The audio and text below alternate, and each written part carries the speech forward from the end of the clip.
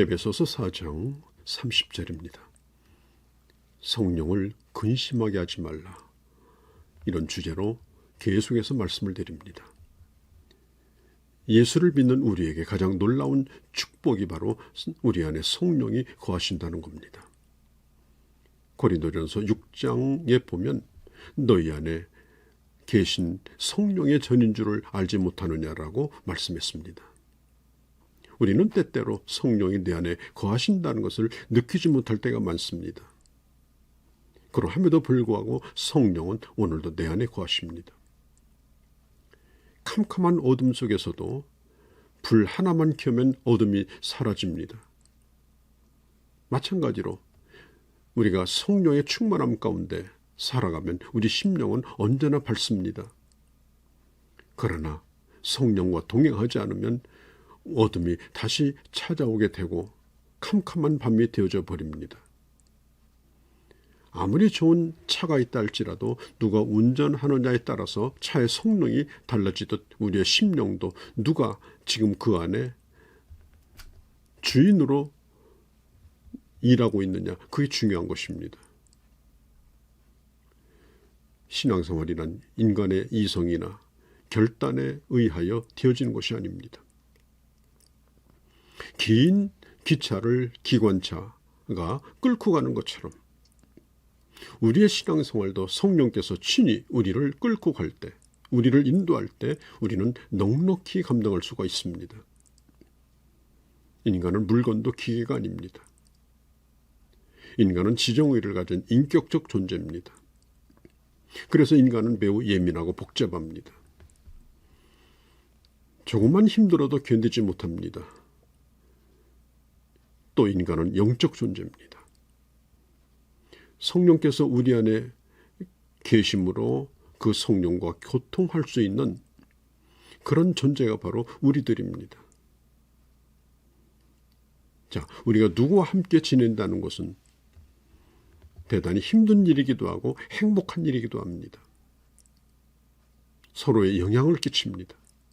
성령께서도 인격이기 때문에 우리가 성령의 뜻을 따라 살지 못할 때 한 식탁에 둘러앉아도 가족들이 불편하면 밥 먹는 것조차도 고통스러운 것처럼, 그 식탁이 즐겁지 않은 것처럼 그렇게 우울할 수가 있습니다. 성령은 우리의 동거자이십니다. 성령을 근심케 하고서야 우리가 행복한 생활을 할 수가 없는 것입니다. 우리의 몸이 하나님의 성전이라고 하는 말은 하나님의 영이 거하시는 집이라는 뜻입니다. 만일 성령의 능력이 제대로 나타난다면 여러분, 그 성령의 능력으로 우리는 완전히 다 갈기갈기 찢겨지고 말 겁니다.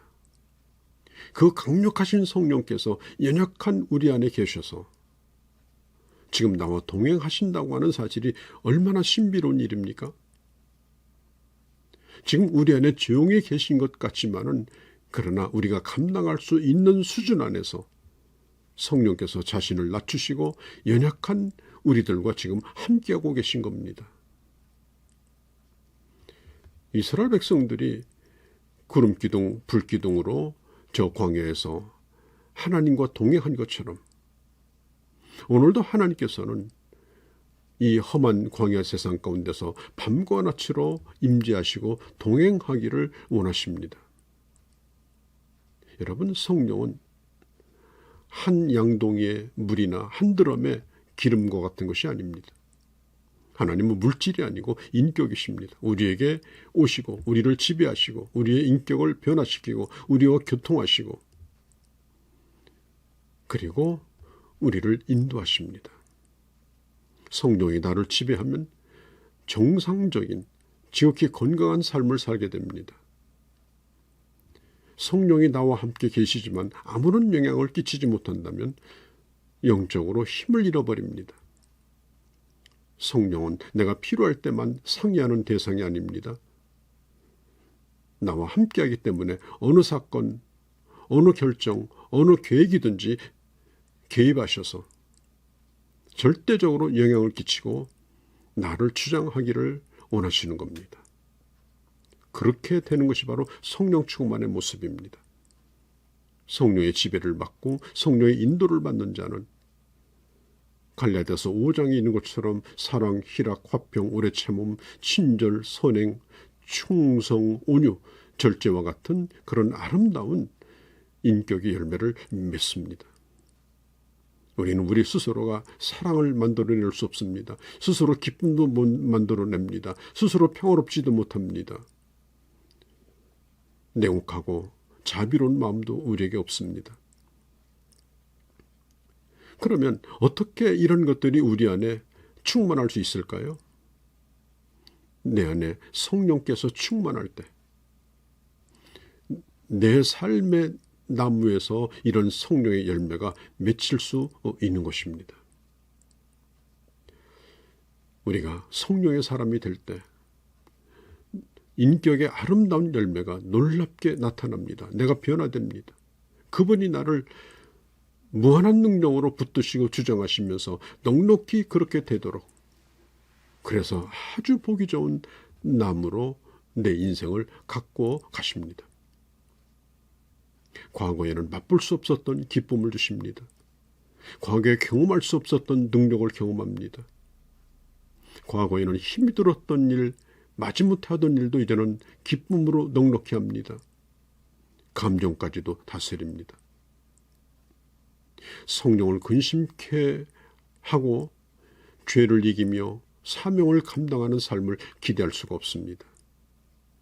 여러분, 야고보서 4장 5절에 성령께서 우리에 대하여 시기하기까지 우리를 사모하신다고 했죠. 내가 하나님의 형상을 날마다 입어가는 것, 그것을 위하여 계속해서 성령께서는 나를 부추기십니다. 나를 감동하십니다. 또 내가 그렇게 살지 못할 때는 내 안에서 시기하시며 나를 사랑하십니다. 성령께서는 결코 나를 포기하지 않습니다. 한순간도 나를 떠나지 않습니다. 우리 안에는 예수를 믿으면서도 아직 옛사람의 성향이 남아 있습니다. 이스라엘 백성들이 애굽에서 나왔음에도 불구하고 틈만 나면은 애굽 얘기를 한 것처럼 우리가 그렇게 흘러가고자 할 때 성령께서는 근심하시며 내 안에서 탄식하십니다. 그리고 나를 위하여 대신 간구하여 주십니다. 성령님은 우리의 연약함을 너무나 잘 아십니다. 또 죄에 빠질 가능성이 크다는 사실도 잘 아십니다. 그래서 끊임없이 성령께서는 나를 붙드시며 나를 능력 있게 지배하고 인도하기를 원하시는 것입니다. 사랑하는 성도 여러분, 성령께서 근심하신다고 해서 그가 나를 버리고 지옥으로 데려가는 건 아닙니다. 이 땅에 성도가 누려야 될 천국의 기쁨을 잃어버리고 능력을 잃어버릴 수 있습니다. 부디 성령 충만하시고 그리고 성령을 기쁘게 하시고 그래서 이 땅에서 능히 세상을 이기며 멋진 하나님의 사람으로 살아가시기를 주의 이름으로 축복합니다.